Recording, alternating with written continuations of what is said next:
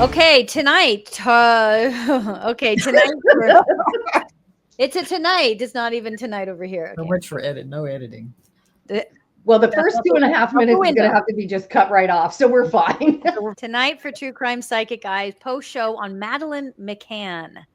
We have Denise because Denise bailed on us last week for a vacation. The nerve. But we're going to find out what Denise was picking up on. We're going to talk a little bit about what was going on in the comments for those that were watching the replays. We had a couple interesting questions we wanted to address. But Harlow, do you want to start with your overall thoughts on the case and what we found? It was kind of what I expected because there really haven't been any serious suspects and no one arrested. You know, they focused on the German guy's pedophile, but he's been in prison and it's been years and they never brought any charges against him. So there just obviously isn't enough evidence in this case to focus on anybody. I also felt that she had passed, and I think that happened pretty quick. I agree with you there. So basically, it wasn't much of a surprise. I think the bummer for me was wishing we could have gotten more specific on who those men were. But I also felt like those that were in the police force or worked in the government at that time, they may know who I was referring to. Mm-hmm. You know, and, you know, with the right people, I think we could have drilled down and maybe even got even more specific on who that person was. One of the interesting comments we got was someone asking why so many psychics get conflicting information. And I thought that was a really good question because, you know, we've talked before about interpretation, how we interpret the information we get, and we can, you know, work really hard to interpret it to the best of our ability. And sometimes you're just off. So you can have, let's say, 4 psychics in a room on one case, and each one will pick up on something different. And some of that information may be conflicting. And again, it goes back to how it's being interpreted, because a lot of times we can feel a death, and it may not be them actually passing as much as maybe it was a moment in time where something shifted. And a lot of times that can be very hard to read. There can also be, you know, conflicting energies of picking up on somebody else's feelings or emotions. I know that one psychic in this same person's comment, I think she said that the psychic said the parents did it, that the parents were involved. Mm-hmm. And I could see where, for me personally, I could see where this psychic may have felt that, because there was negligence on the parents' part. Just because a parent is negligent doesn't mean that they wanted harm or wished harm or meant harm. There can be sort of this entitled behavior there that they've gone their whole lives living a certain way and never encountered anything unsafe. So, and that can be misconstrued, that can be misinterpreted. Well, and I agree with you on that. So because I did go back and watch the replay of the show, and what my interpretation and what I kept hearing through that was almost an arrogance on their part. From this perspective, kind of to your point, is nothing bad had ever happened to them, and they felt like because they were doctors and they were this and they were that they were above anything bad happening to them. Mm-hmm. And I agree, the negligence was, when they checked on the children, I don't think they went into the room. Mm-hmm. I think they I agree. And saw blankets, because I do believe that whoever had been in that room, their child would have gotten taken for ransom. I do believe that. I think it just happened to be this particular family. The other thing that came up when I was pulling cards, when I was doing that, was I'm using the fairy deck. Fairies like children, and it's oath. So what this card is promise, pledge, and contract. So if I recall correctly, you kind of talked a little bit about the spirituality of things, and this was her soul contract, was to come here to these parents, to have this experience so they could understand how to be a little more compassionate doctors. Interesting. Because they couldn't really quite grasp. And I can't remember what type of doctors they were. I just know that they both were doctors and that it was very, like you said, they were just negligent because they just felt they were in someplace safe and this and that and the other thing. And I'm sure a lot of people out there are like, what in the heck? Why would they even leave their children alone like that? But again, if they had a false sense of security, thinking that bad would happen where they were at. It comes down to interpretation, but it also comes to what we're supposed to know and who's supposed to be giving the information, because there's been so many times where I don't get information, or maybe Denise doesn't get information, but someone else will. And it's not, everything isn't supposed to come from one person. It can come from multiple people. And that's for reasons beyond our knowledge. The universe is in alignment and the universe is in balance, and there is an understanding of who is supposed to do what. Like everybody on this planet has, like you use the word contract. So it isn't for everyone or every psychic to know everything and have all that information. I know for me growing up as a psychic, I've been asked that a lot, or if you read somebody that you're friends with and then your reading was incorrect or not as accurate as you would hope. I had to come to the understanding as an adult that I don't have all the information. I don't have all the information for everybody. I just have information in that moment for the right people at the right time.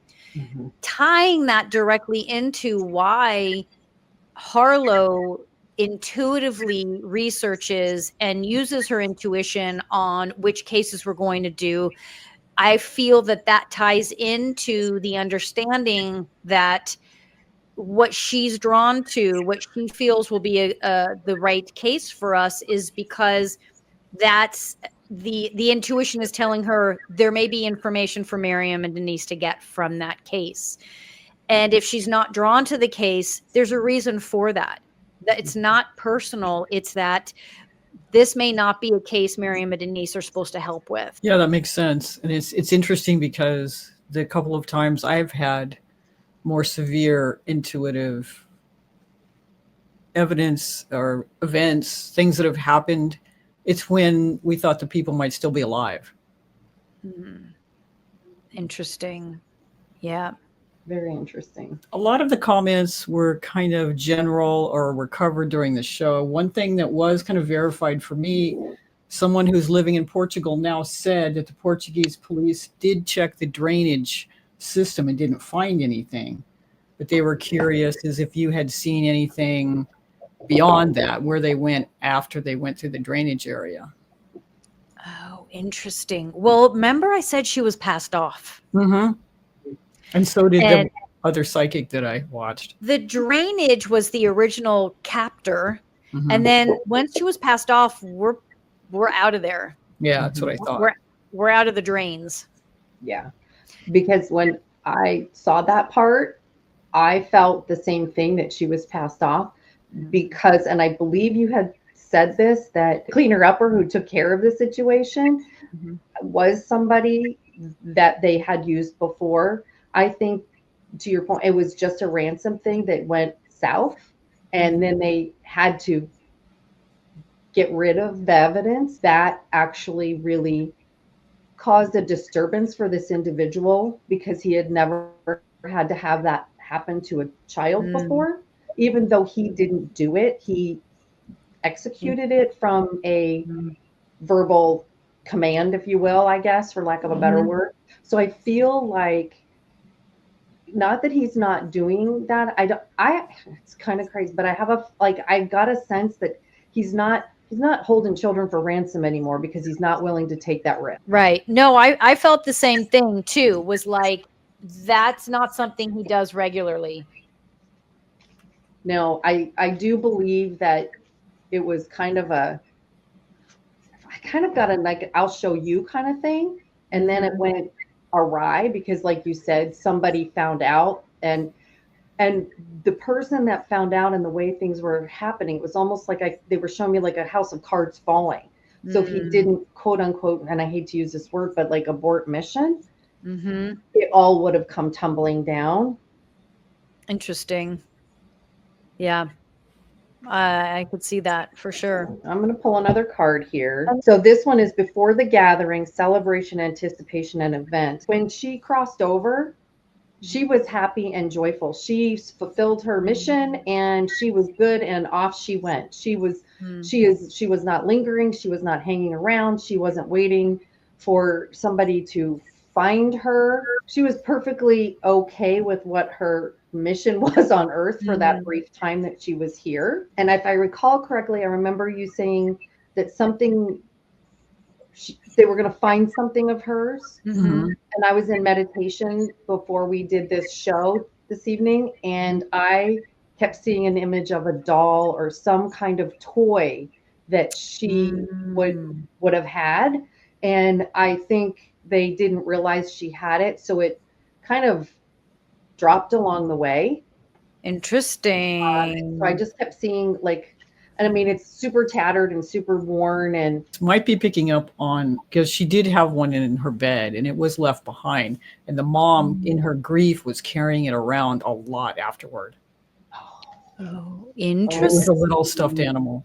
And then this card is the elder, which this is then confirming with the mom, because the mom was the elder. So her experience and her lesson. So she was carrying that lesson with her. When she was carrying that toy around, she was carrying the lesson of, even I think she felt like she was negligent in leaving the children home alone. She's carrying that lesson within her heart, because when you see these cards a little bit closer up, you can see that this woman is holding a book. She's holding that story close to her heart. Oh, interesting. Wow. How many kids there's 3 total in the house? There was Madeline, who was 3 years old, and then her 2 siblings were twins, and they were 2 years old. Oh, I didn't, for some reason I wasn't connecting. So there was a 3-year-old and 2 2-year-olds all by themselves in Correct. a house? In that apartment at the resort. Yeah. Yeah. This is why so many people think the parents are responsible. I can absolutely see why they would think that, because I am a parent, and there is not a chance on this living earth that I would ever have left my young children by themselves. Exactly. So, and I realize it's very difficult, and it's easy to sit on this side of this conversation and be a little judgmental of the parents. And again, going back to, they just thought that they were untouchable and that they were in a safe environment, and just didn't think that it was going to be an issue, because nobody actually really went in the room until the mom went. That's when she was like, oh my gosh, the child's gone. So they really I don't think, have a real clue of what time the child was taken, yeah. Because I don't think they actually looked. And in the pictures, and I know we can't share them because they're copyrighted, but I can't remember which one of the gentlemen that they were dining with that checked first. And he did not go in. He looked, he peeked in, but he did not go in. And he had a tremendous amount of guilt for not actually going inside. I'm not sure he ever has said those words out loud. But I think he's living with that on his conscience, because the one gentleman admitted he had only listened at the door after the fact. Oh, okay. He went back to the group and said everything was fine. And then later, after she was taken, he said, yeah, I only listened at the door. Just like now, as I'm sitting here going, whoa, like as I'm processing leaving a 3-year-old and 2 2-year-olds alone in a, like, processing, my brain processing that, I can understand how it can be very hard to interpret that they weren't the ones that did it. Because like Denise said, like, to sit here and pass judgment isn't fair, but it's hard to not. It's just I'm in it, right? I'm just sitting here, man, like Bruce and I don't even go on vacation without the dogs, or one of us stays with the dogs, just like, so you're processing in your own mind, your own family and your own choices and all of that. And just that can mess with your interpretation of the information you're getting. Not saying the psychics are bad or wrong. I mean, who knows? I could be wrong. I'm just saying I can understand where interpretation, and there's been plenty of readings that Harlow that you and I have done where my interpretation was like, like I think there was one recently where there was one reading. I know which one you mean. Yes, Harlow had sent me a reading to do, and I sent back my read of it, and she's like, "Dude, that reading is so off the wall. People are going to be like, you're nuts," And one of two things: either A, I am totally wrong on that read, not a big deal, or B, I'm right, but it's so far fetched, bizarre that you're just going to get bombarded with, right? This is probably one of the only cases where there was peace, because we've all just felt peace from Madeline. And the fact that she just quickly, A, she didn't suffer, and B, her soul just completely left, was just it was just a nice feeling, to have someone be able to just move on. Yeah, and it's hard to really wrap your head around that a 3-year-old could have lived their full life because they're only 3, and yet it feels like she did.